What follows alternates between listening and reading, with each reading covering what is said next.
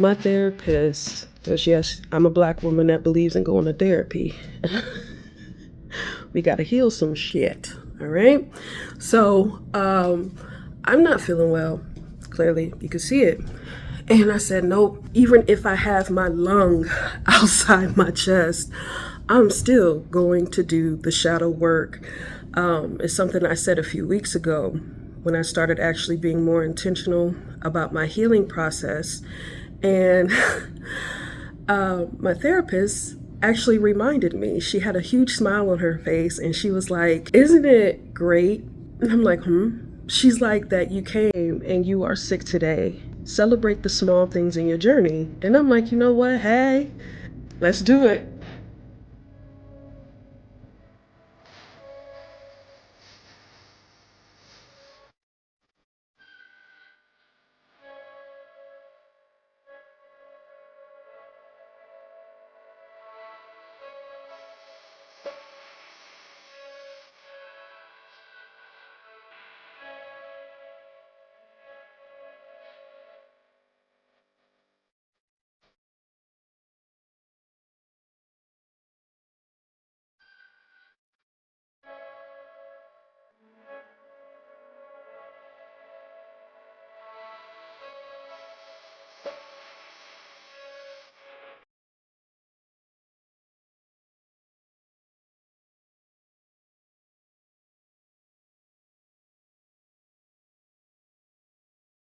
I just got done with my therapy session. Yes, I am a sister that goes to therapy because I believe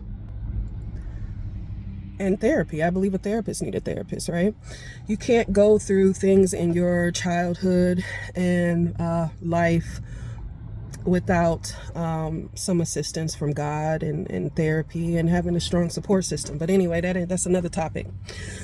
Radical acceptance is something that we discussed. So I remember, so I've always had a very unhealthy relationship with my family, particularly my mom. And I remember one day my mom, right before I was about to go to college, she said verbatim, "Don't let anybody get in your way, even me." So if I would have believed her when she said that, there would have been a lot of time that I wouldn't have wasted of holding on to someone who told me to let them go. I was 18. I'm 34 now. The whats, the whys, the whens, the hows, the why did this person say this to me? Why did this person do that to me? I don't have time for that now. I believe what people say. I believe who they are. And I believe if you're quiet enough and if you're introspective enough and if you have those resources that can assist you with understanding that, people will tell you everything you need to know about themselves, what they feel about you, how they feel about you as well. You just have to believe them. And sometimes it becomes radical acceptance when there's something attached to them like mom, dad, husband, brother, or sister. So I feel lighter knowing that I'm actually just doing something she specifically said. I'm letting go of anything and anyone who will get in my way or attempt to get in my way to stop me from being successful in the life in my vocation that I have, that God has assigned me. So today's topic is radical acceptance. And are there some things y'all need to radically accept?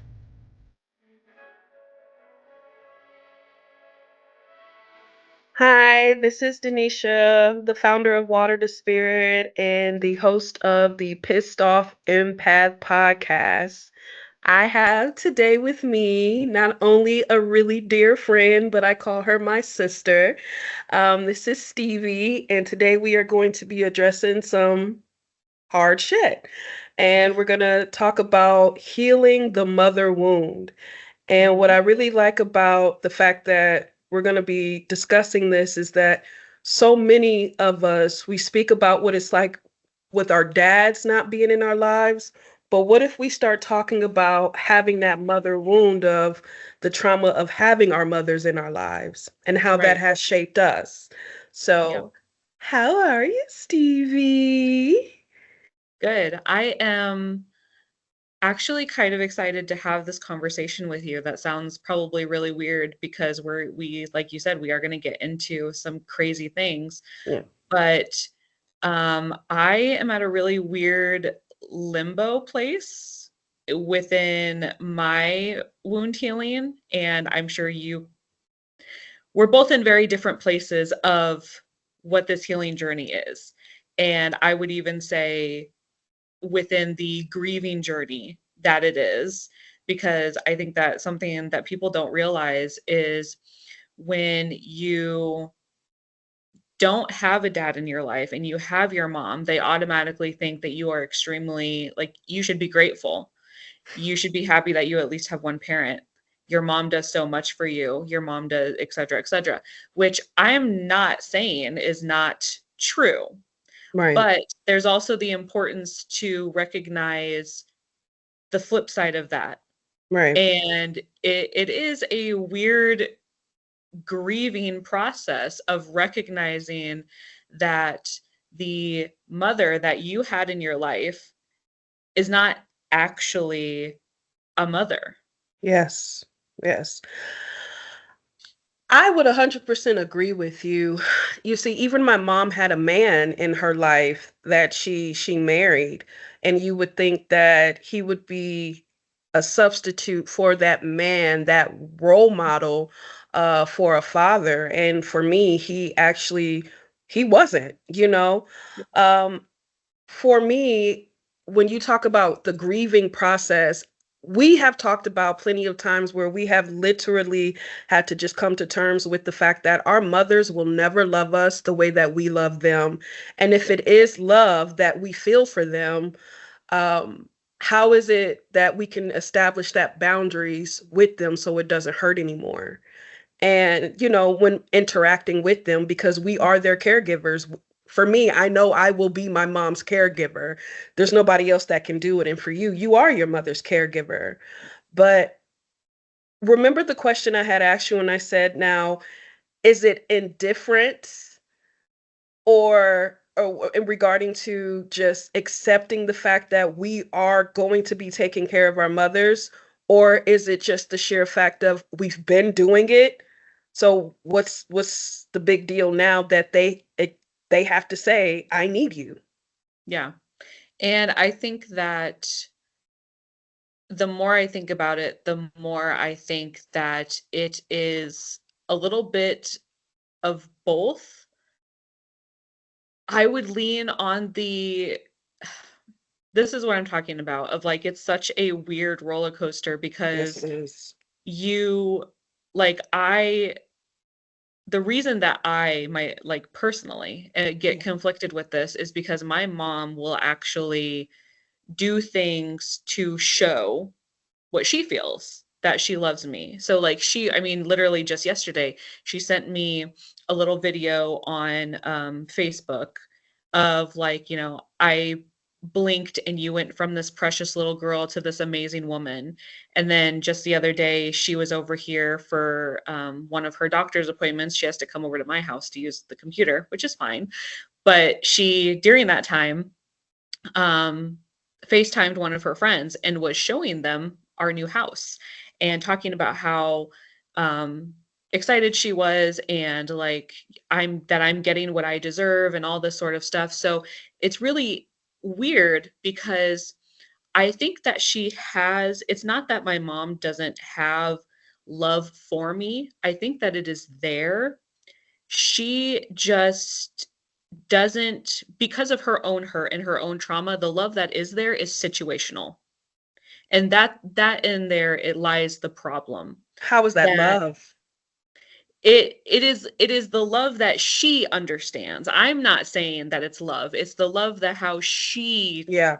understands to express it, of Yeah. that it is situational, of I can, when she was in the hospital, I'm her worst enemy. I'm not gonna go into names or anything of what she You're a has called me thorn. in the You're a past. thorn. Right. Exactly. I'm awful. I'm in cahoots with all of these doctors. Conspiracy theory after whatever, and I'm a bitch and awful and just Yep. horrible.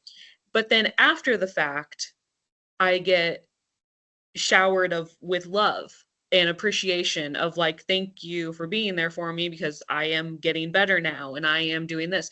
And it is very much, she is repeating the cycle of abuse that she is used to.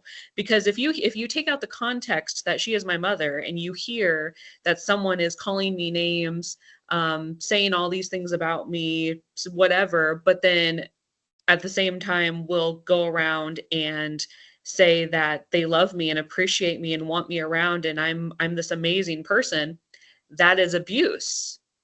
100%. And so that's why I say that her love is situational, because it's, she is showing love, one, when it benefits her, but Mm-hmm. two, also she is showing love how she has received love, which in her situation is through the cycle of abuse that I just laid out. Yeah, for me, I just have to recognize my mom just doesn't love me Yeah. and never have loved me. And her response is, uh, out of all four of her children, she always said that when she gave birth to me, she saw me 3 days later, she did not feel a connection. And she didn't realize I was her child until I was 30 years old. Mhm. And it was simply because it was a picture. She was like, "Oh, when did I take this picture?" And I guess my grandma was like, "That's Denisha. That's not you." And then that's when she calls me and was like, "Send me a picture that looks like this." And I did. And she's like, "Oh my God, you really are mine." So a lot of the mistreatment too, she used to say, "You've judged me ever since you was 3 years old." And I think that is mentally ill. A Yeah. 3-year-old cannot, doesn't even recognize what life is, first of all. And so she had made me her foe from the very beginning. And I am neurodivergent. So a lot of the family secrets and a lot of trauma that centered around my family, I would speak on the elephant in the room Yep. naturally because first of all, my neurodivergent brain is not going to lie, but yet they will call me a liar, but I'm the one saying, "This is wrong. Mom, you're with a man that doesn't love you because he doesn't respect you." In fact, the same way he's talking to you is the same way you talk to me. My mom, the first time she told me that I was pretty, well, she didn't tell me I was pretty. She told my husband, who was my then boyfriend, that I was pretty. I will never forget it. I was 28 years old. And she was like, she was always pretty. But what she would tell me was, as a child, and she didn't say this to anybody else, any of her other kids, she would say, "You're not all that. You ain't all that. You think you all that." And it's like, Mhm. actually, no. So it was like a competition. Yep. And which I'm learning too, within like therapy, um some birthers, because I don't want to say mother, I'm going to be a mother to my children. I will say some birthers are like that. They see that competition within their children. And for me to know that she will never love me or never have loved me, in fact, she doesn't know me to love me really, because she's Yeah. made it a point not to. um my frustration is that throughout most of my trauma is because of her. Right. you know because she felt that I judged her, she would convince other people that I was disrespectful. She would manipulate an image to other people about me, but behind closed doors she would need me to do things for her, Yep. right? There is no reason why you have a man laying next to you and I am stealing from pantries for us to have food, right? Mhm. So in a lot of ways, I was a provider. Yeah. And And here I am Mm. at the school, instead of being in class doing my work, I'm in the offices with the school social worker that favors me because she knows my mama ain't doing nothing. She knows I'm struggling, but yet she knows I'm smart. So I'm asking her, do you have any gift cards for McDonald's? Do you have anything that you can help me with? Do you have any programs that I'm learning to be resourceful because I'm being neglected, right? Right. Yep. And to this day, the three children that she has, they just can't really be independent without her.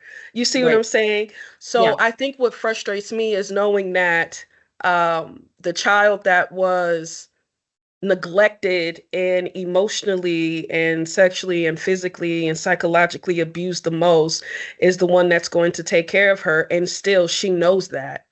She knows Yeah. that. But for me, it's the healing work has already started where it's like, how can you, and if I'm going to be honest, here's how I feel. How can you be so horrible, and still have the expectation that I'm still going to be there for you?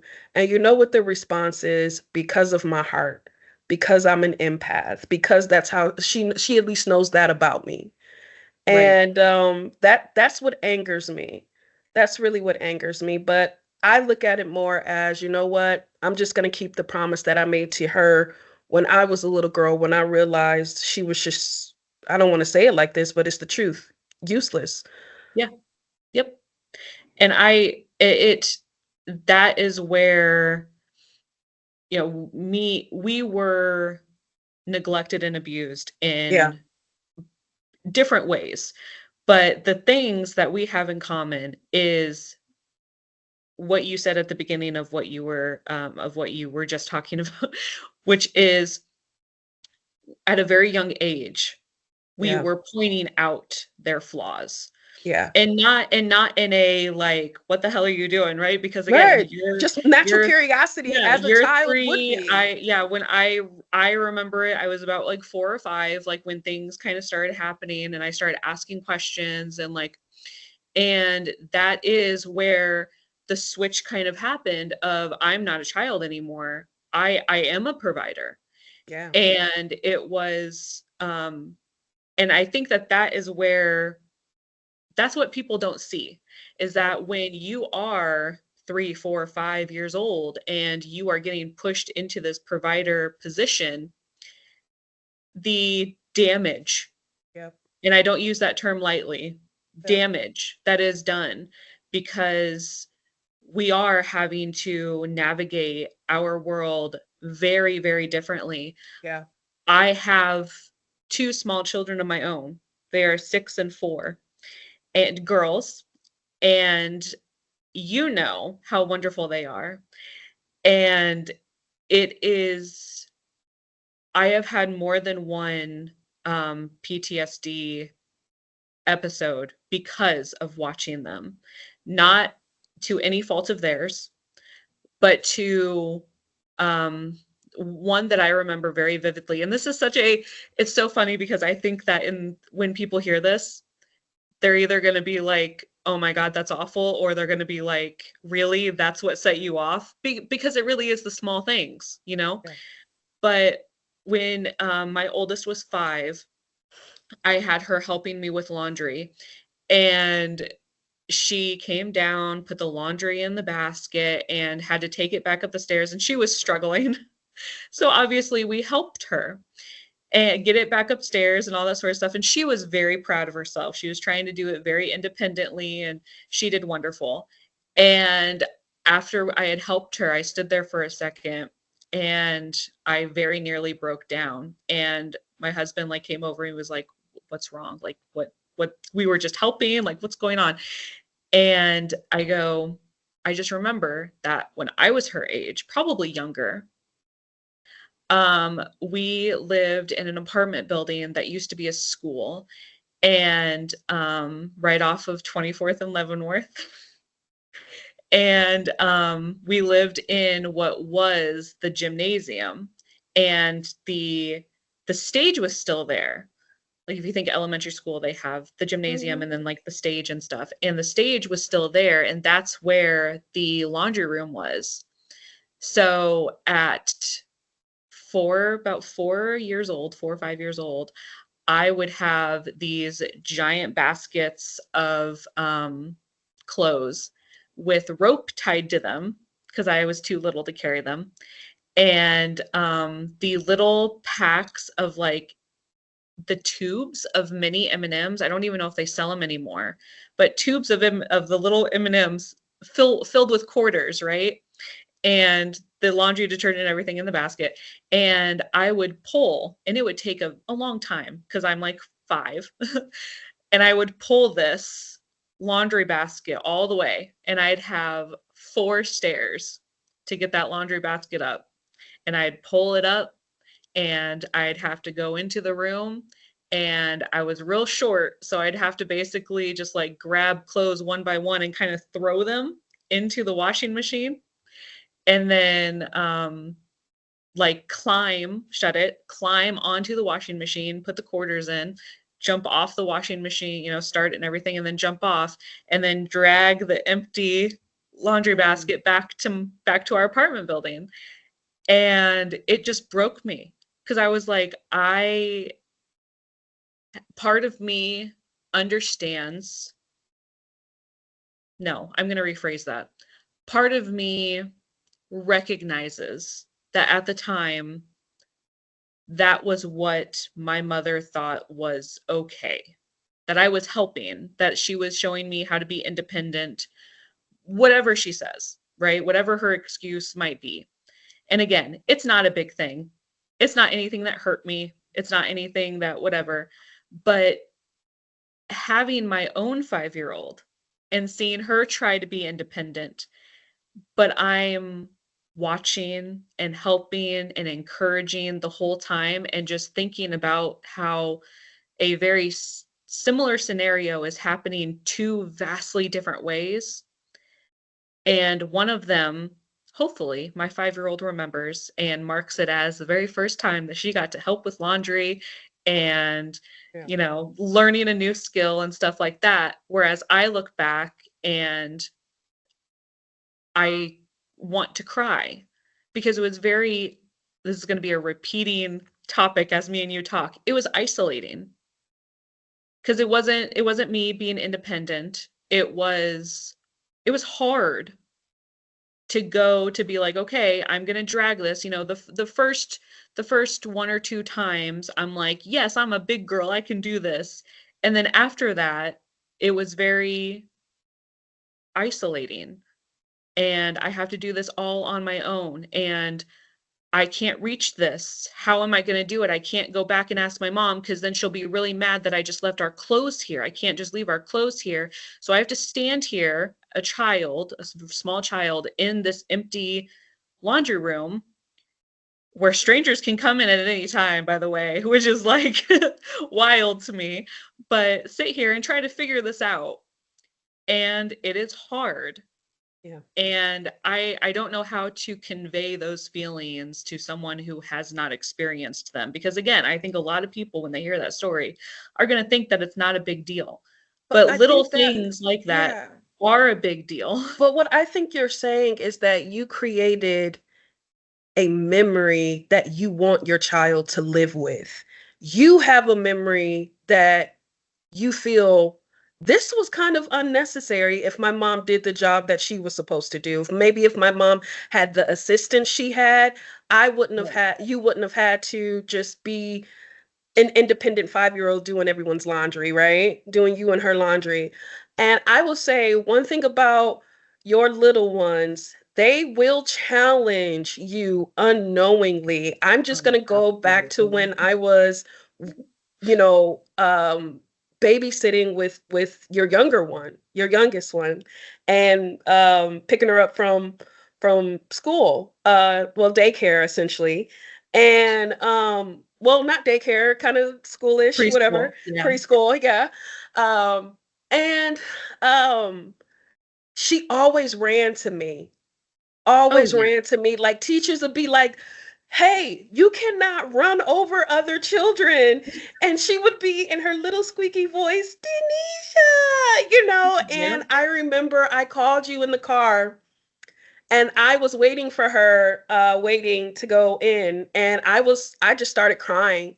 And you were like, okay, like you the way you are typically when I'm emotional, you just, not saying you're not there, you're just more I like, let you have your moment. yeah, you're gonna let me have my moment. And I said, I never had that. Yep. Yep. I said, I I just like, this is making me feel like I would be a good mom being around your little ones, because when she saw me, whenever she sees me, she's running to me. I never, ever had anybody that I could run to. Yep.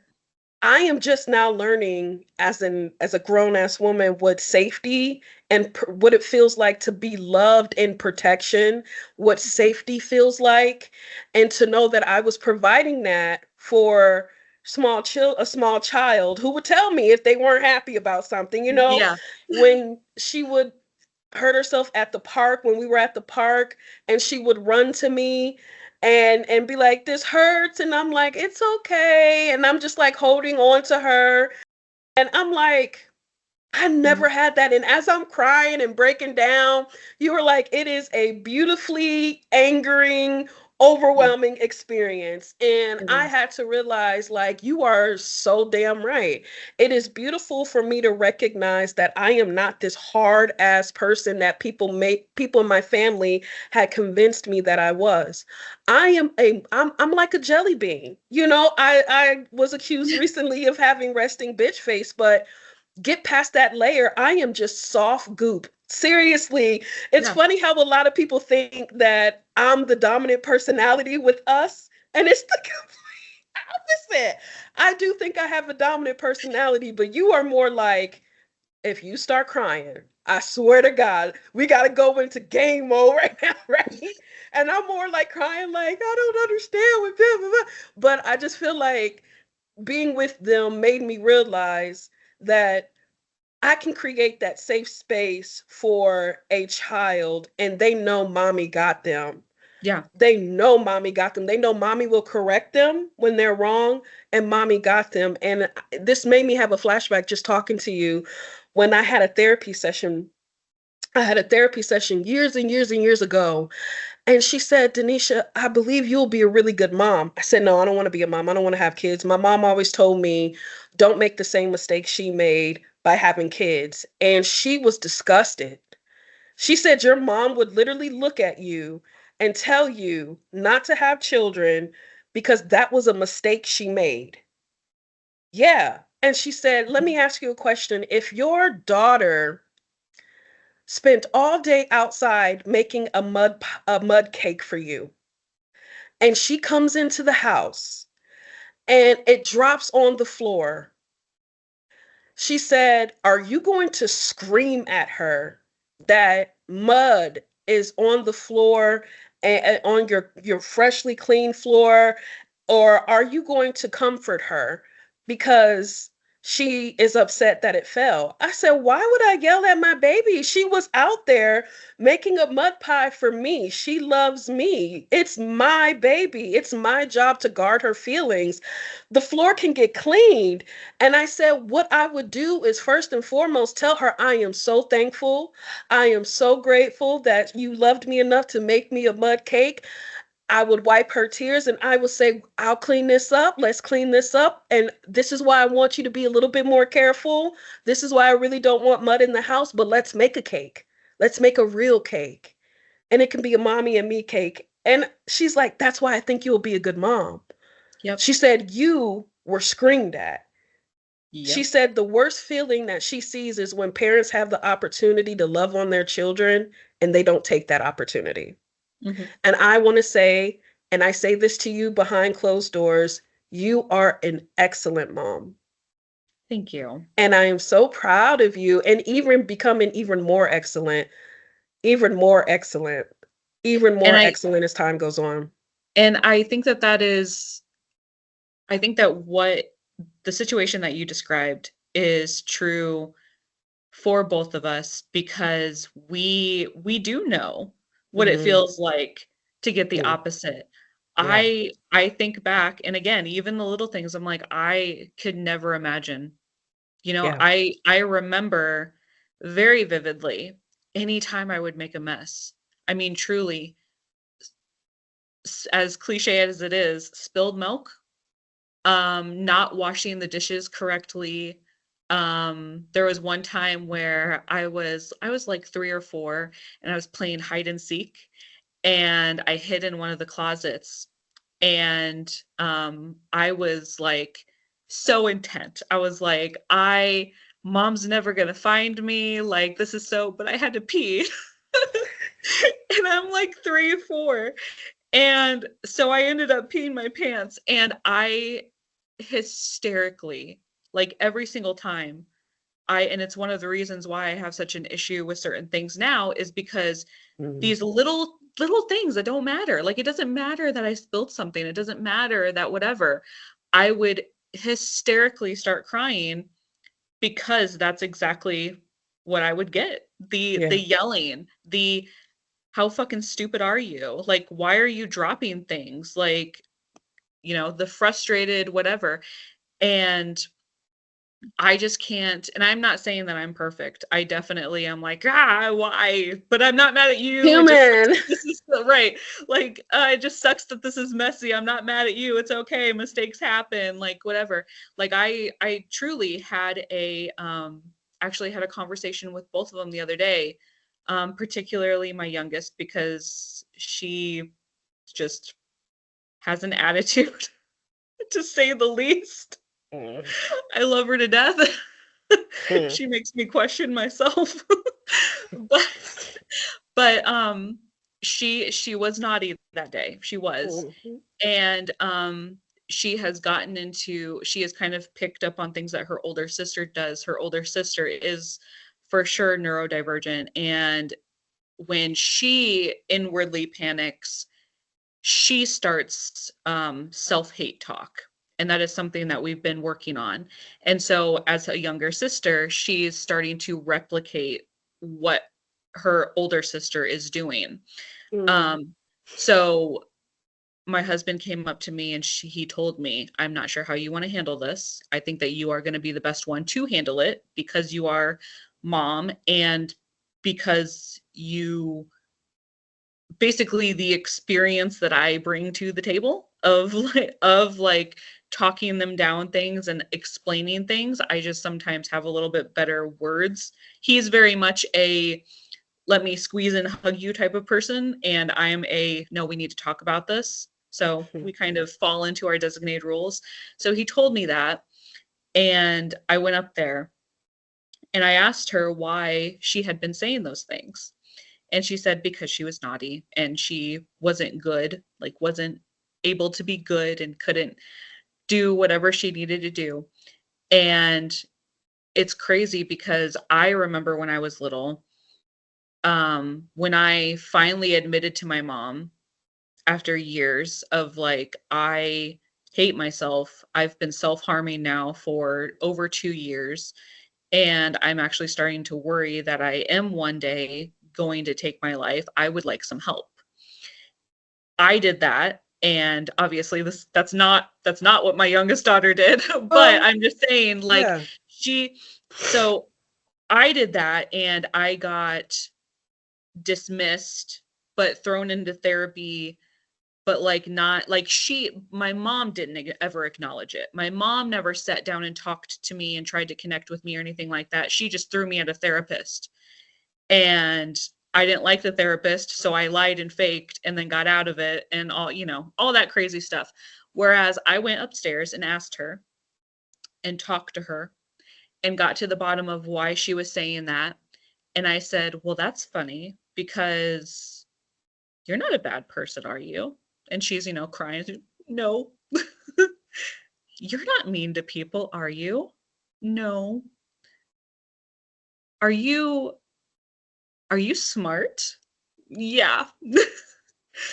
Are you independent? Are you beautiful? Are you strong? And she said yes to every single one. And I said, you are not a bad person. You made a mistake. And everyone makes mistakes. They do not make you horrible. In fact, you are a wonderful person. And she said, okay. And I said, no, no, no. You have to say it back to me. You are a wonderful person. She's still all bubbly and I'm a wonderful person. I was like, and I started yelling. It's like, I can't hear you. What did you say? Is And that so like I she, did with your oldest over the phone the other day when exactly. I said, no, you repeat after me. Yep. Yep, yeah, probably traumatized your husband what I had her repeating back, but hey, and I was like, It's all you okay. missing, honey, is that neck twirl and you'll be all good. Exactly.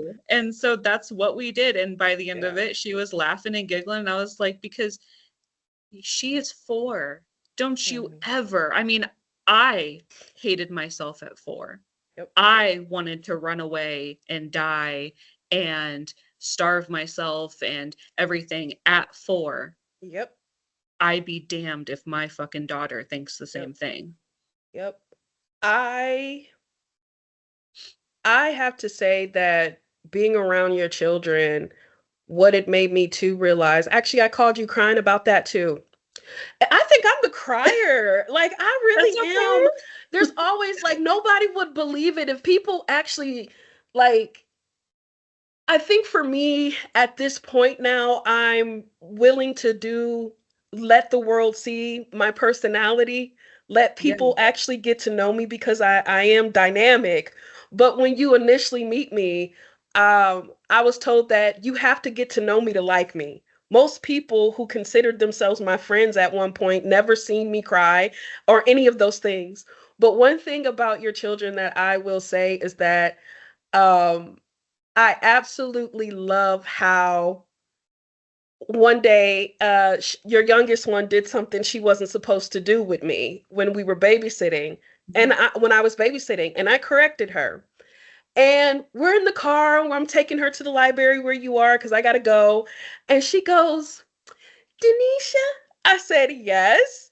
She said, can you have children, please? I said, you want me to have children? She goes, yeah. I said, why? She was like, it has to be a girl, though. I said, why? She said, because of the way you love. I love the way you love me. And I called you and said,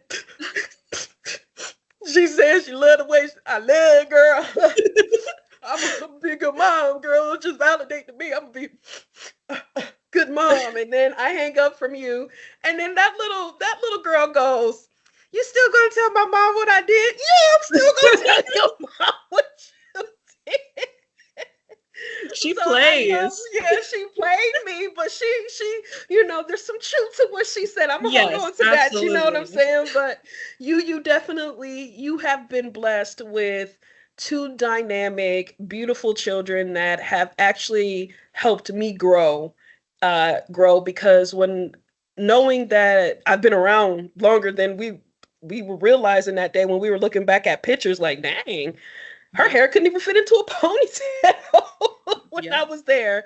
And like you said, 4 years old, you hated yourself. 4 years old, you wanted to do these things to yourself. And I have a poem that I started by saying 5 years old, and I know every sexual position, knowing that my mouth was used more for than just words. Yeah. And to know that what a lot of what me and you are even fighting for, changing laws in Nebraska, changing laws in the United States. And I called you crying about that too, where I said, I can't imagine knowing that I did not do every possible thing that I could do and something happening to a child Yeah. that didn't have to happen. And if I just used my story and everything, but Stevie, to know that you are doing such a good job and you got me right behind you. Like, you heard what she said, right? And I Yes. just want to thank you for like Do you want to talk a little bit about like how with that sisterhood role and even with our mother wounds, we still help each other out in that regards? Because I'm gonna be like, No, do I need to call your absolutely. Auntie Stevie? Yeah, no, absolutely. And I mean, having you are the first friend that I have had, and I use the term friend lightly because I'm realizing that my past friends were not Yeah, necessarily very good friends, but yeah, also we vice are versa. more than friends. Yeah, So, yeah, but that shared a mother issue of like, most people that I have encountered have decent relationships with their moms. At least to the point of they can say, like, yes, my mother was nurturing and loved me and whatever, whatever the basics yeah, that people like to say are. And I never related to that. And yeah. Me so neither. having my own children and then also meeting with you has helped me realize just how deep it is, because without that outside perspective, this is just what I know. This is Yeah, just how my life has been. I don't really know any different. yeah, Until I have other people around me being like, well, that's not how my mom is, or like, I've never done that. And then I'm doing stuff with my own kids and I'm like, oh my God, like my mom would have fucking done this and this, but I would never do that. Why did she do that? And it has me mm, questioning. So it very much, the relationship that we have and the support that we have given each other has very much allowed me to accept a lot of things. I mean, even until I would say, well, before me and you met, but like I would say about 4 years ago or so, I didn't even really recognize myself as a child of trauma because I just didn't know. I just didn't realize. I was like, I have told people some stories now and then, and my husband has always been like, "Oh my God," at a mm, lot of the things that I've told him, but yeah, it was still like, whatever. Like this is just my life, and until I got a therapist who really like sat me down and was like, "No, you have to understand. hmm, You're not the minority because you don't talk to people or because you don't yeah, share things. Like you truly, this is not how childhood is yeah, for a majority of people." And it made me realize, and that in the same vein, hearing somebody else talk about their own mothering problems, issues, traumas, everything has helped me recognize that I have excused a lot of behavior because I didn't know any better, mm, and recognizing what truly is wrong. And so I thank you for that, of like allowing me to, you sharing your stories with me that have allowed me to understand more of this, my own weird dynamic that I have with my mother. I wouldn't even really call it a relationship. It's a dynamic yeah. of It's an I experience. right, like I would do many things for her, but at the same time I would drop her. I would just drop her because there's Yeah, not that true connection there. yeah, I feel obligated to you as a yeah, as a caregiver, as a yep, provider, yep. but I also could go months without talking to you and That it would not. indifference. Yeah, exactly. Yeah. Yeah. I want to just express to you too, like from that outside perspective and learning your love language as well. When it comes to like when I see things uh with how you are with your children, and then like I bring something to your attention, I have had to learn your love language for you to recognize that you don't have to have your fist up with me too. And I think why someone just can't walk up to me and say that they are my friend like they used to be able to. It's like, no, Yeah. you have not put that work in that me and her have put in. We have Right. put in times where we've been on the phone and it ain't me crying this time. Yeah. You Absolutely. know what I'm saying? And what I also want to thank you for too, Stevie, is that one time when I brought something to your attention regarding the school situation. I do not want to talk about it if you don't want to talk about it with your oldest. Right. And I'm fine with talking about our conversation. yeah, that's what I want to talk about, our Yeah. conversation. And I was just like, um, your child has every right to see you nut up when Yeah. it comes to situations and circumstances that they are not in the wrong for. And I said, as much as and this was me being so like, I'm trying here with my neurodivergent brain. I am really trying to get you to see that most of our disappointments have come from lack of response. Right. And even if they did response, there may have not been enough follow through for us to feel that protection and safety, right? And Yep. when I was like, now's the time, and you were like, I didn't even see it that way. And I was like, oh, thank you, Jesus. She's not mad at me for bringing this to No, her attention. because I did think because you would be mad though. yeah, And I'm just well, because thanking you for not being. yeah, no, absolutely. Because what did I say? What it made me recognize how my trauma has actually influenced me because I was Yeah. that goody two shoes kid who my value was based on how well I performed, right?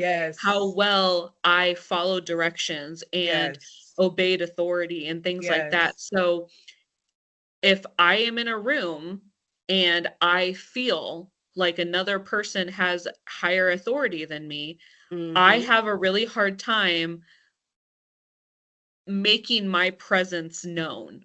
Yeah.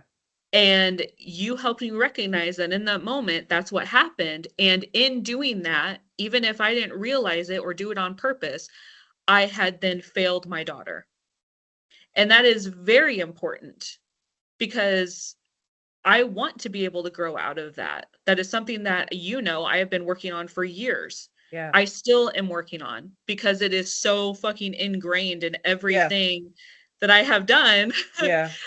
And I I'm gonna use this phrase a lot, but I be damned. Like Yep. truly, my Yep. trauma, to the Yep. best of my goddamn ability, is Yeah. not going to be harmful to my children. Yeah. And I am trying so hard, and I 100% will say that this type of work should have been done before I had kids. I will 100% own up to that. At But be least a nice to majority. yourself. At least a majority of it, right? Like you should be doing this type of healing. You should at least be starting this type of healing before you have children. 100%. Yes. Yes. But there are some So triggers that you don't know that you have until they exactly. happen, though. Right. And that's yes. And that's the other thing of if I go back to 23-year-old me Yeah. who's thinking of having kids, I didn't know that I Yeah. even had trauma. Like I was just Yeah. living my life trying to Yeah. do whatever. I had no Yeah. idea. But the difference is that, and the difference I'm talking about is that my mom, at least, has said, like, yes, she knows that people have fucked her up in the past. She knows that she has these problems. The difference is she saw those problems and told me many, many hundreds, thousands of times, you change for me, I won't change for you. Whereas I am the exact opposite. If I notice that something is wrong and I'm not doing what I should be doing as a mother, I am changing every single thing about me Mm-hmm. because my children did not ask to be in this world. Yeah. I decided to bring them in. So who the fuck am I to be like, no, you need to change for me because I am better than you? Absolutely not. Yeah. They are children. Yeah. They Yeah. they didn't ask to be here. They don't Right. know how to deal with this. Their brains are still developing and they're, Yep. all I can keep going on the list. As mothers, especially, it is our job to look inward and change and adjust and continue growing and healing so that we can be our best, because that is when we get the best out of our children. We cannot expect them to just automatically be these wonderful, amazing beings. Mhm. I agree. I 100% agree. But then again, sorry, husband here. Yes. How much longer? You can go in your office. And the cat's, if you hear the cat is, you know, his shadow. But I think for me too, with my mom, she is a victim of rape. My father is a big victim of rape, and then he became the rapist, and then here I am. And Right. then I am a child of rape that has been raped, right? Right. So it's like I didn't I wasn't I wasn't supposed to be here by there, but something you said to me hit my heart, where you said, "Here's why I am angry at your mom and your dad. They were given a light Yep. and they abused it." But here's the thing, my mom said, my here's what I realized the other night, just like thinking about what you said before we started this podcast. You said, when you said that, I thought about it. My oldest brother, there he is, my mom and dad's rage. My second oldest brother is the learned helplessness of my mom and dad. My sister is the special, I would say, deferentially abled aspect of them, like Mhm. where, you know, they may have their learning disabilities and things like that. And Right. me, I am I am their gifts. I can Yeah. sing. My dad can sing. Yep. My mom is an avid reader. I am all the good in them. And Yeah. because I am all the good in them, they did not recognize who I was. Even my own dad told me he didn't think I was his child Yep. And until yeah. and I me and Imani, we have this debate. Me and my husband, we have this debate. Y'all gonna see him on this podcast too. Y'all gonna see it. He believes that that delusion is real. I feel that you convince yourself of the delusion. He Yeah. thinks that delusion is truly real. He's like, they really did not see you because they didn't see themselves. And he said, you are the anomaly technically, because it's like everybody in the family is not talking about what happened to them. Everybody in the family is okay with this. What hurt me so bad was my mom telling one of her rapists that she didn't know I was on the phone still. She had thought I hung up. And one of her rapists, who she still loves and cares about and has authority to be over her house, he's like, "How is Denisha doing?" And she's like, "Oh, she's a bitch. She's this, she's that, and the other." But yet, who's taking you to your doctor's appointments? Who's taking you to all of these appointments? Who is arguing on the phone with these doctors, making sure they don't play with you? Yep. Who's protecting you? Who's making sure everything is being taken care of? Who's putting food in your house when you still have this man here? Who? And then it's like, that was the family dynamic that I refused to be a part of, and I was asking questions about. Yep. And and my husband is like, they really don't understand what's wrong with you. He's Yeah. like, I believe, and I, okay, well, you can agree. I'm definitely going to disagree. They know, they know. And I'm you can't, nobody can convince me that they don't know that you're sitting next to the uncle who raped all of his nieces, right? And they're still happy and go lucky and kikiing and having a relationship. And me, in my mind, as a child and even a grown woman, I'm like, didn't he do this to her? And I only know that because you're coming in my room when you're drunk, crying about it, telling me right. about it. So then when I bring it up to your attention, then you say stay in a kid's place. You never had me in a kid's place. Yep. Yep. And that was something else that would frustrate me about the mother wound, that mother wound of you're adulting me. But then when that adulting comes to me holding you accountable, Yep. then that is when it's stay in a kid's place. You're being disrespectful. You're a bit, but that. to me, I wonder if that's a form of gaslighting, emotional abuse, or I'm not sure. I'm not sure what that dynamic is. I don't know either. And I also want to say me saying yes was not necessarily me agreeing. Oh, I'm yeah, just acknowledging like, yeah. yep, I I'm get on the spectrum. I We're good. understand You're what in you're the saying. Oh, dark. I can't see your pretty face. I know. I don't want to turn on the light though, because it'll be like weird. I mean, I guess she can clip it out. I'll turn on the light real quick. I was like, it's gonna be weird to have like two I'm okay. Two different like light things, but she can just clip Well, it. now we know. Now we know about this time to just like make sure we just leave the light on. Yeah. Okay. Anyways, um, I yes, I completely agree with what you're saying. And I also like I haven't told you this. You can have her keep this in if you want. But I think it's really interesting because I found out when my mom was in the hospital and all this sort of stuff. I had known that she had miscarriages, like at least one. I didn't know anything else. I am technically the youngest of four children. So we are twins. I am telling So we are twins. so I had no idea that I was also the one and again, I mean not by rape, but because she had had cervical cancer twice before I was conceived, the laser treatment and stuff like that, she was not meant to be able to carry children, Right. which creates its own crazy thing, right? Because she's having sex, unprotected sex, and Yeah. purposefully miscarrying, knowing that she is creating life and then it's going to die in her, right? I wasn't, so that's its own thing. You can cut that out if you want.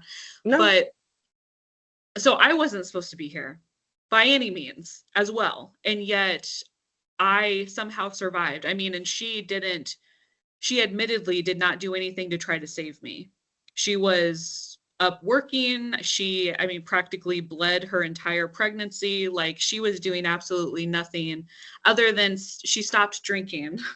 She stopped drinking and doing drugs. But other than that, I was not supposed to be here and she did not do anything to try and help me along the way. So I thought that was really interesting when I learned that because, again, yeah, we are insanely similar. Just Weirdly birthdays, similar. birthday months, how Yeah. we see the world, and you are just fierce. And I just always really wanted you to see that, really, truly. And they got your little ones. They got someone fierce that will fight for them. Too. Again, you have no idea how happy I was that you were not mad at me for nutting up at that school. No, I would not expect anything less. Like, truly. Shoo, shoo, for real. Everything that you have been through, and for you to say to me and show me that you are completely comfortable with your children being in my presence when you are not there means so much to me. Yeah. And that is you are not the I love you girl. Oh, it's good seeing you. Like I have to ask permission to hug you and Right. things like that. It's just your love language and Well, things like that. I'm an actions person You are. You because are. in how we live in society now, words are empty. Very Words mean nothing to me. I shit. don't Yeah. care. I don't, you know what I mean? So Yeah. it's the actions. And Yeah. yes, like Yeah. 100%, And you have trusting me with them. proved, yeah, Yeah. you have proved over and over again that they can be trusted with you. And I have to And do better. I feel like there's a lot of things that I can do a lot better at, but I still think that's just me being hard on myself because I also don't want to be responsible for hurting you or hurting them because I haven't got myself in check.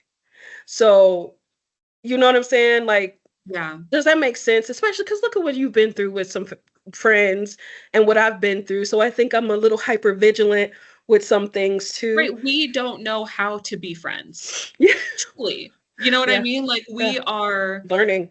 learning this as we go. I don't Yeah. know how to necessarily be a good friend Yeah. And you because said that when we first met. You were like, yeah, I don't know how to be a good friend. And I was like, oh, okay. Well, I really don't know what a real friend is. All right. All right. right. And that's why I laughed at that meme. Me making friends is like, so what's y'all's trauma? Exactly. Yes. Which is really funny because that's exactly like 100%. That's where I go with people. Like Yep. once we're just like talking and stuff, I'm like, oh, so did y'all have to walk to the corner store at night too? Or was that Yeah. just like, Did y'all have to hustle too at a young age? Yeah. Okay. exactly. All right. That's what's up. Like, Yeah, and people will either look at you weird or they'll be yeah. like, oh, yep, exactly. Yep. And you know Yep. that those are the people that you can kind of talk a little bit to. Yep. And it is, I don't know, this is such a, I feel like we're going to have a part two or something This because this is is. such a, it is so weird Yeah. to have a parent that is in your life Yeah. but is still causing you harm. Yeah. And I mean to this day, obviously you don't see your mother like how often I do. But so I'm just speaking for myself, but to this day, I mean just when she was over here earlier, she made a comment on her friend to her friend that she had been FaceTiming, and my husband is extremely defensive of me and extremely protective of me, As he should and be. he Even made when a he first comment. met me. Oh yeah. Even when he first met me, you said it. It ain't nothing personal. He just knows how I am. Yep. Yeah. And he made a comment of like, well, if he was like, oh, if you hadn't done this, if you hadn't, because it was me, it Yeah. wasn't her. She had been telling a friend that she did something and it wasn't her, it was me. And I had to tell him, like, just drop it. Yeah. Just drop it. I mean, but it hurts. Yeah. It hurts a lot. It hurts every time knowing, when she says stuff like that, I am a bitch to her and I am awful and I don't do this and don't do that and why can't you just help me? Why can't you just do this? It hurts every single time because I'm like, I have put so much on the fucking line for you. Yeah. Like, are you kidding me? Yeah. I like, and so Yeah. that not recognition, but then also the and this is something where, again, kind of what I was talking about earlier, we differ. And I really don't know which is worse, of having a mother who very blatantly does not like you, or having one who continues to give you mixed signals in a way. My It mom would make tell doctors, oh, it's a blessing to have a child that cares about you. She would tell everybody who would listen, okay, but so but to me directly, it was you are a bitch, you judge me. But there were those rare moments where my mom was living in my apartment and I was just like staying with my boyfriend like at his place, who's mhm, now my husband. And she said, you know, out of everybody in my life, you are the first and only person that has ever wanted truly what was best for me, and that you only and truly wanted me to do what I should have been doing yeah, in those rare moments. So I disagree that we differ there. I yeah, think that I, maybe the presentation may be a little bit different, but mhm, it's the same. It's the same. okay, yeah, You met my mom, you saw how she was with you and your girls. You would have never knew my childhood was that way. no, And not at I all. met your mom. I would have never known that, or until knowing the backstory just based off of her presentation. I Oh yeah, think because I am a moms have trophy learned to child. make those. Yeah, I think they had to learn to have that presentation. That Yep, way, when you and I would go and be like, "Someone help me here," they'd be like, "What's wrong with you?" yeah, So I disagree there. I think we have that yeah, similarity for sure. okay, yeah, Honestly, I yeah, we will have to have a part two, Stevie. We really have to have a part two. Do you yeah. want to wrap up right now or do you want to? I'm fine. You said that we would only do an hour. I told Yeah. you that I was fine with doing, I'm good. I am free. So I'm fine with keep going. You sure? Yeah, it is completely up to you. Okay, because I have some questions for you. And then Oh, I well then want you good. to ask me some questions regarding my opinion on what I think about aspects of your mom's dynamic and things like that too. Okay, and vice versa. So let me give you an example. As a child, my mom would say things like, I don't like doing your hair because I feel like you then think you all that. Okay. Um, one time she said, I always wanted a flat stomach and then for me to have a daughter that had one. Or, you're not all that. Do you think that she was jealous? Do you think it was breaking me down because she thought I was better than her? Or do you think that she was just my first bully? I She think didn't it's do it with anyone else. I think it was the first, I mean, well, I think she very obviously was your first bully, but I think that it was because of a combination of the two. She she 100% is jealous of you. And what do you can shake your head all you want, but like that's what jealous people do. Jealous people break down the people around them that they wish they were. That's what they do. Okay, And so okay. That makes no sense to me to be jealous of something you've created that is a part of you.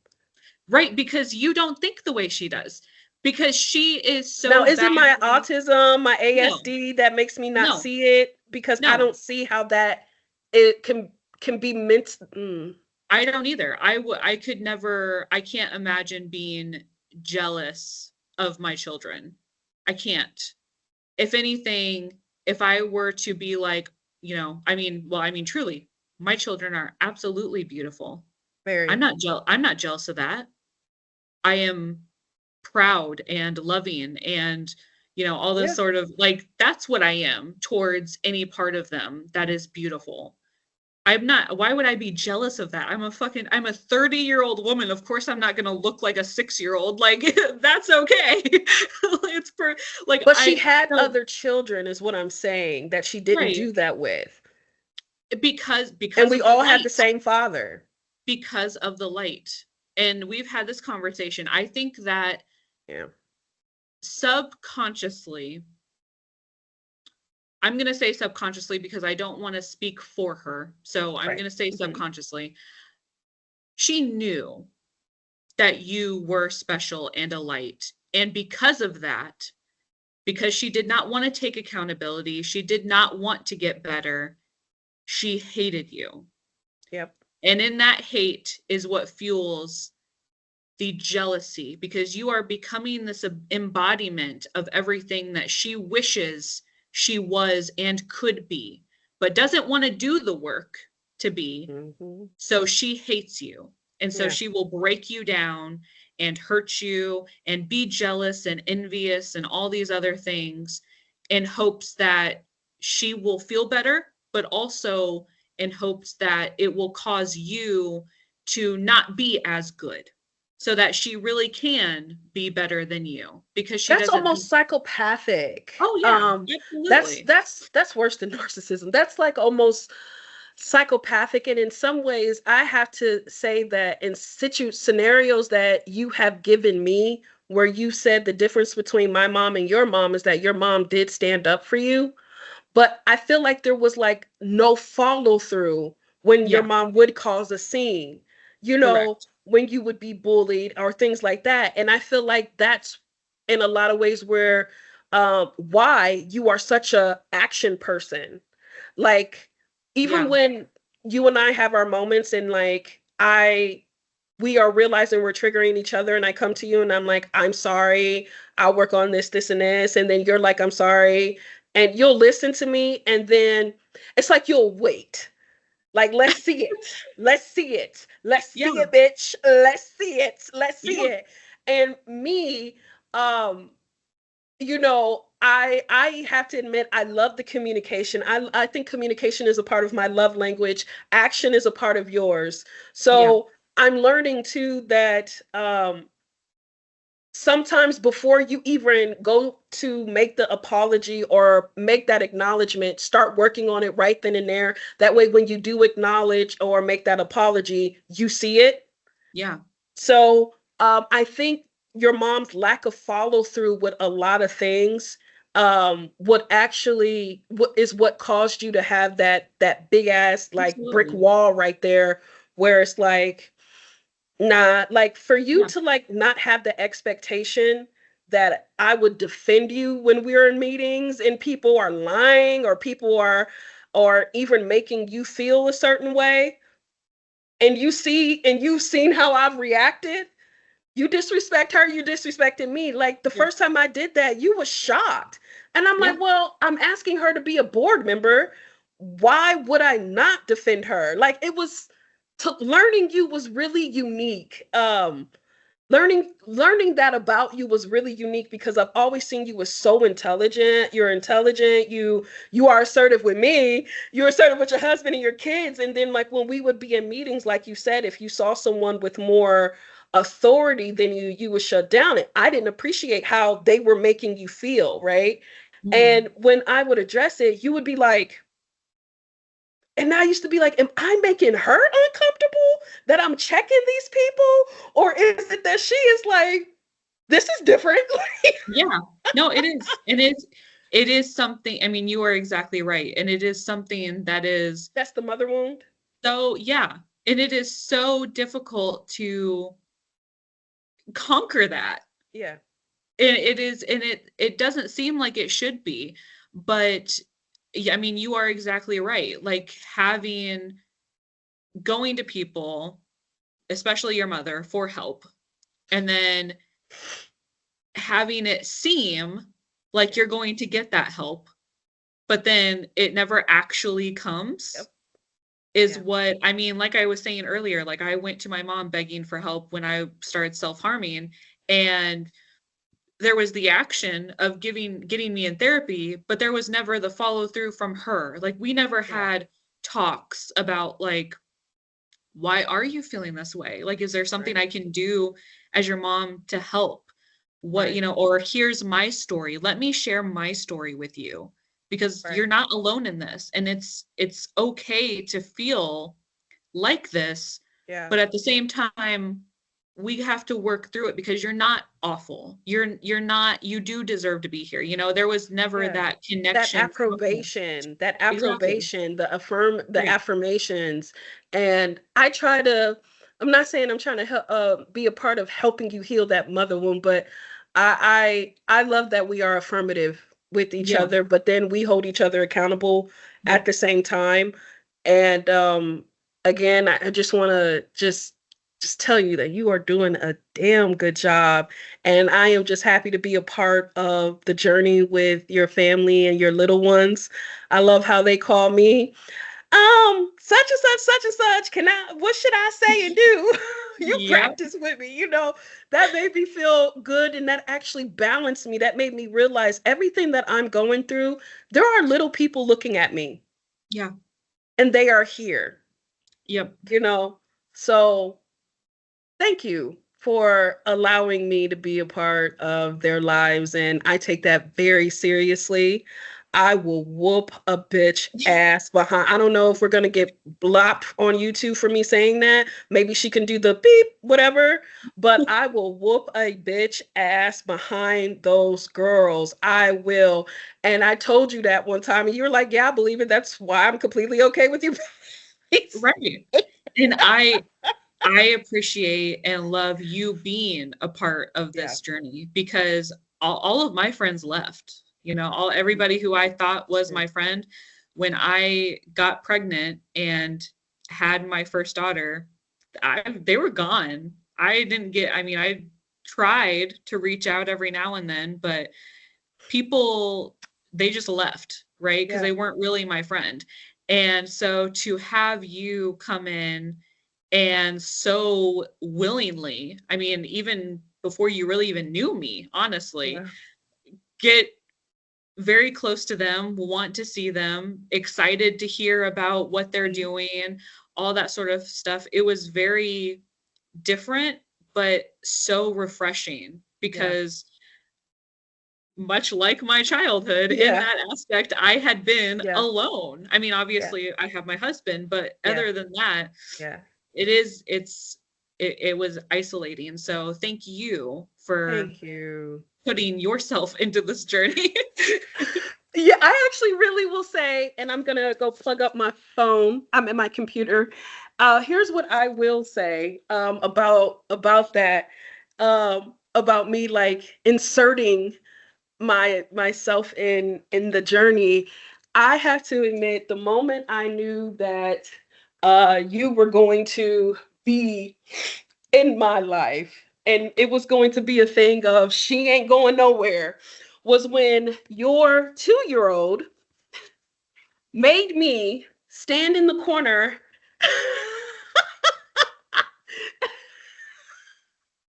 Can I tell the story or no? Oh yeah. I feel like I that's a part of healing the mother listen, wound. I'm going to be telling her the story for the rest of her life. The I what was a part of that helped me realize too, because I would tell my husband like my kids are not going to use those cute words to describe their body parts. Yep. My children will use the right words, Mhm. and when we were in the facility, when we were working with youth, and she needed to go to the bathroom, but you were doing something on the board. And I was like, oh, I'll take her. We go to the bathroom. She holds my hand. We go to the bathroom. She looking at me, and I'm like, this is so uncomfortable. She said, you have to look away and you have to stand in the corner because my mommy said nobody gets to be around this area or even know this area. And I was like, oh, yeah, absolutely. Like, Yes, ma'am. yes, ma'am. And she was assertive with it. She pointed her finger at the door. That's where you stand and you turn around. And I'm like, okay, all right, we're good here. We're good. And that's when I was like, Stevie is gonna be in my life for this lifetime. She kind of has no choice because I absolutely just admire how comfortable you are with having those discussions. Me and my mom, we didn't really talk. If we did talk, it was just mostly her ranting and she was drunk about what has happened to her. And me Yeah. being me, Isn't that I so was her funny? protector. That is also when my mom, so our last conversation that was deep like that was when oh man, what did she take? She was wow, I can't remember what it was now. Um something. Some sort of opiate, I cannot remember, but she was high. Like high. Like she was you're only supposed to take like one. She had taken 3. Hydrocodone. No, no, nothing like that. But like it was yeah, not good. She was feeling And good. oh yeah, she was feeling good. But it was just yeah, isn't that so crazy that that's the only time that like we can actually sit down Yep. and have a real fucking conversation Yep. to Yep. where you won't get upset. You'll actually tell me what's going on. You'll actually fucking like it's crazy to Yep. think that you have to be out of your mind Yeah. figuratively and literally in order to have a conversation with your own child. Yeah. Yeah. Yeah. And the conversation she would have with me would be very different from the conversation she would have with others, Yeah, her other children. Like, it's almost like my mom wanted my, approval. yeah. Yep. And the moment I realized, okay, all right. The moment I realized that I was going to take care of her, ugh,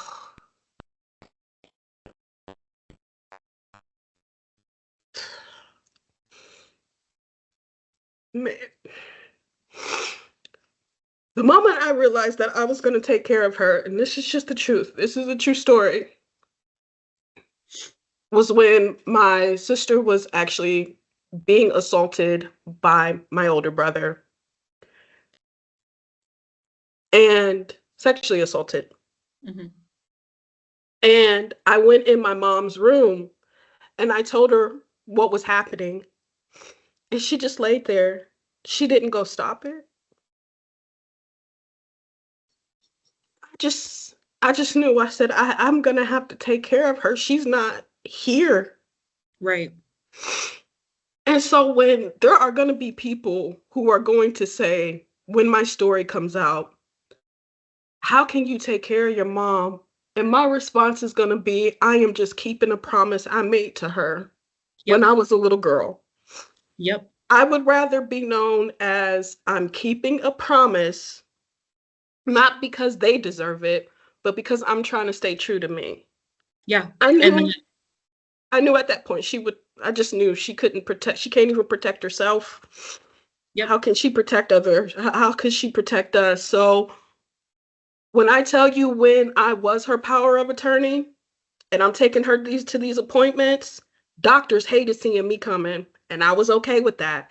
Y'all are going to give her the care she needs and that she deserves. So Mhm. I think that is another reason why she can say whatever she wants, but she knows the truth. I'm going to be the one to make sure she's well taken care of. Yep. And I think that moment, that moment is just, I then realized I'm going to have to take care of her. Yeah. Mine, so yes, I think that that's something that I don't know, maybe that you just do when you're a kid, because I very Yeah. vividly remember making the same promise of like, you know, I will be there for you, mommy. Yep. Like, I got you. And but not really recognizing what that means. Yeah. You know, not recognizing that that means that when she is in a fight with her boyfriend and her arm gets broke, I'm going to be the one bathing her. Yep. Not realizing that when one of her other boyfriends beats her head in with his steel toe boot, I'm going to be the one picking her up off the floor. You know what I mean? And but at the same time, to your point, a promise is a promise. And I was there and I did bathe her for 3 weeks and I did bandage her and clean her face and make sure that she was taken care of and have called the police when needed because of whatever was happening and et cetera, et cetera. And I mean, I just helped her with her bout of cancer. Yep. And she is, because of that, she has been sober enough to go to her own radiation appointments and things Yeah. like that, which I am allowing her to do. But at the same time, I know that when the drinking starts again, when all of this other stuff starts again, if something bad happens, I will be the first one that she calls and I will be there and I will help Yep. because that's what I do. Yep. Not because I have to necessarily, but because little me made a promise Hmm. and I know that I cannot stand by while someone else is suffering, Yep. regardless of the suffering that that person has caused me. And this is why we call it the Pissed Off Empath podcast. Yeah. Because I will fucking help you, but I will be pissed off the entire fucking time. This was really good, Stevie. This was really good. You are so beautiful. And this was really good. Thank you for convincing me that this is something that we should be doing, not just for Yeah. each other, but just for so many other people. And thank you. Thank you for convincing me of this. Yeah, I'm so looking forward to having more conversations. I think it's going to be beneficial for our relationship, Yeah, me too. continuing to share these stories and grow and everything, but I think that there's a lot more people who can relate to what we're saying, but because of how we are as a society, Yeah. have been isolated and silenced in the Yeah. process. And the longer that we all stay silenced about these types of things, the more that it will be accepted for Yeah. them to happen. I call And it the pathology of normalcy. yeah, It's a and it's sickness. got to stop. It Yep. has to. It has to. And it starts with us. Yep, absolutely. All right. Okay. Is there anything you would like to say to wrap up? I'm good. I Okay. enjoyed this. I will be I do on for a too. lot of future episodes, Yes, you and will. we'll get into it every single time. Every time we might butt heads, but it's going to probably be funny to some people because I think even when we butt heads, we're saying the same thing. It's just that we're saying it Right. differently. Your autism mixed with my ADD and like all this. Yes. All right. All right. Thank you for coming. Thank you for having me. I just finished a EMDR therapy session on healing the mother wound. I think it's time that we start addressing that mothers romanticize their sons and see their daughters as competition. Anytime a mother, and this is what I will call my mom a mother, right? She gave birth. Some people say that doesn't make you a mother, but the truth is she gave birth. She's a mother, right? She would say to my brothers, I'm your girlfriend. I'm your girlfriend. I'm your woman. So what that prepared them for and their future relationships was to be taken care of like mommy would take care of me. She did not prepare them. And the poor choice in a man that she was with did not prepare them either because he was being taken care of by mommy with her. My mother, again, that is even subjective, right? She saw me as competition. She spent more time dehumanizing me from the time I was 3 by saying, you've always judged me since you were 3 years old. That is a mental illness. A 3-year-old barely knows that they are alive and they're 2 steps away from being a baby. But she made it up in her mind that I was judging her based off of her lifestyle, right? Bad lifestyle. And what she did from that point on was allow others to abuse me. My mother was my first bully, right? My mother was the first person that would manipulate others to believe things about me that weren't true. But behind closed doors, she truly would want my approval. It is time that we stop the cycle of emotional and psychological abuse to our sons and to our daughters. Your sons are not your man. You go seek counsel. Your father hurt you, men have hurt you. You go to therapy, and and God as well, you go to God and you seek counsel. But your sons are not your damn man. And your daughters is not your competition. For my mother to look at me, someone that she gave birth to, and spent more time saying, you are not that cute. You're not all of that. You're not this. What she really was saying was, I think you look better than me. I think that you are better than me. But what she should have understood was when she gave birth to me, I am an image of her. So she didn't see that beauty because that was dehumanized out of her by her mother. So we need to stop that psychological and emotional and spiritual abuse that we put on our children. Your children are not responsible for your shit. Heal your shit. Right? All right. Have a great day. Hey, so I'm looking rough, but I believe in being authentic. I was just sitting here and I was thinking, everything that I have been through with the child abuse, the trafficking, everything. Last night, I went to bed before my husband, which is rare because I'm always up, because I always have rapid thoughts and things I can be doing better or things that need to be done. And I felt him get in the bed. I was still asleep though, but I still felt him getting in the bed.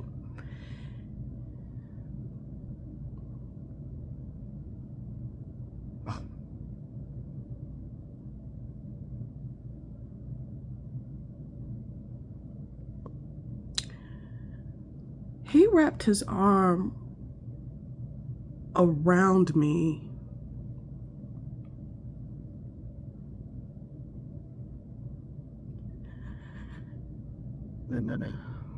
And I never felt so safe.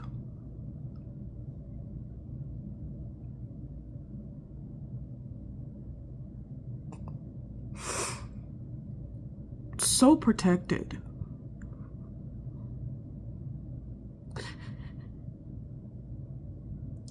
So blessed. So loved. Everything that I'm going through right now, everything I'm fighting for right now, just to know that he's there. You can't tell me God doesn't love me.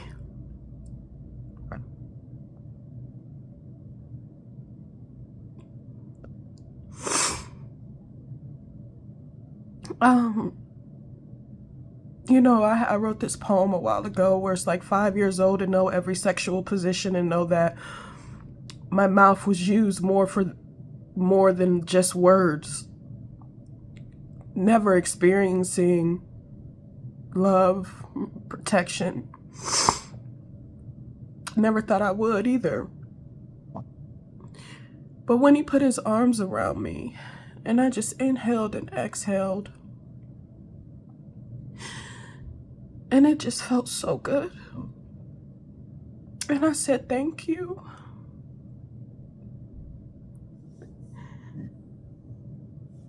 It is beautiful to know I have a strong man of God, strong faith,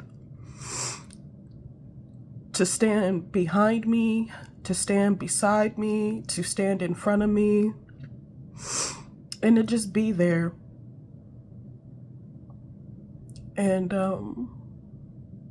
I'm thankful for him. And I just thank God for him too.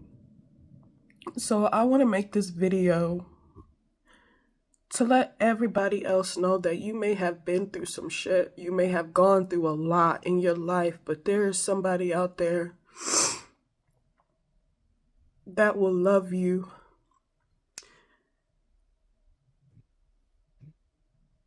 He has been patient with me, and he too has experienced a love that he's never had before. And I think that is just so beautiful.